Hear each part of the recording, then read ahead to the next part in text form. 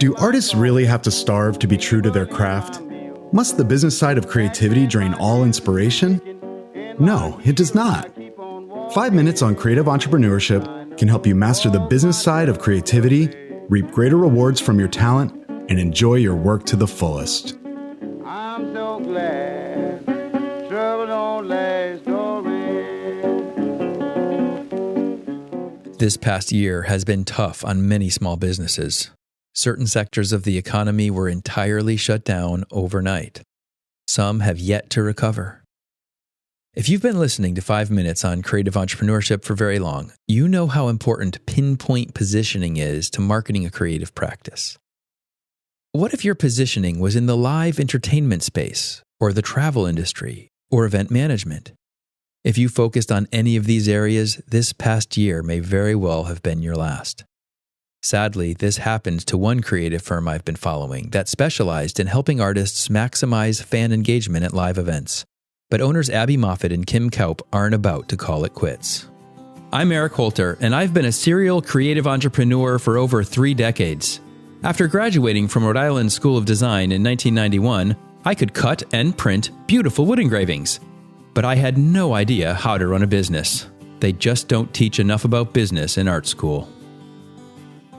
Last April, as everything began shutting down, I reached out to Abby Moffat, one of the owners of the Superfan Company, a creative firm in the live entertainment space. Clearly, this company was going to face challenges, but at that time, no one knew just how long lockdowns and the cancellation of live events would last. Sadly, by the fall of 2020, Abby and Kim knew that Superfan was not going to make it. The company they'd invested so much of themselves into became just one more casualty of COVID. When owners of a creative practice have to shut things down, they tend not to think, at first, about their own future as much as they do their employees. And when I caught back up with Abby last month, the most painful part of her story was how hard it was on her and Kim to let their beloved employees go. Figuring out what to do next for themselves came later. Of course, creative entrepreneurs, who really are entrepreneurs, always get back up in the saddle. And once they finished the painful work of closing down their business, Abby and Kim began to look to the future.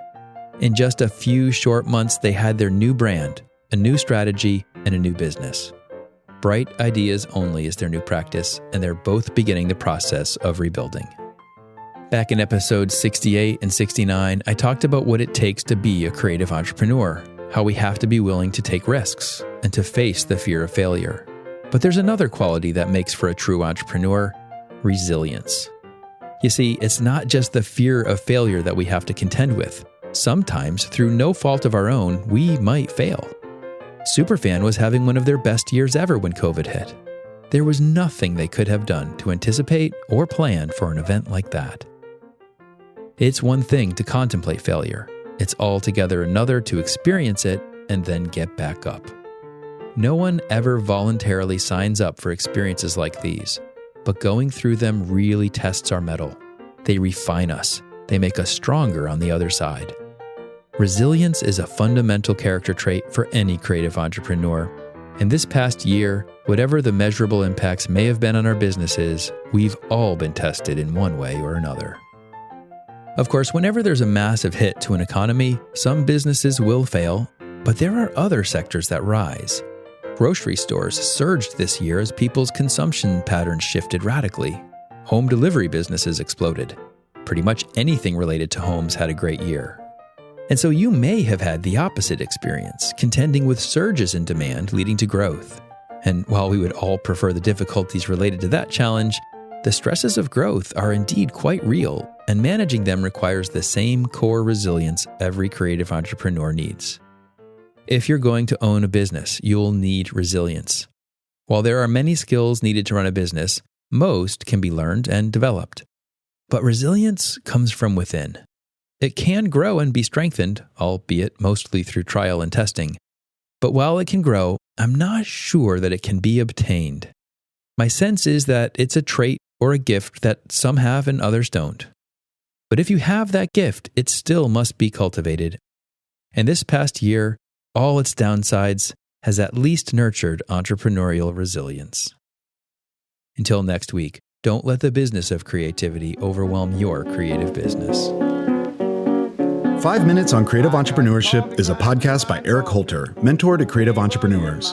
You can find more content and resources at erichholter.com. His book, Blazing the Freelance Trail, is available on Amazon in print, Kindle, and audio.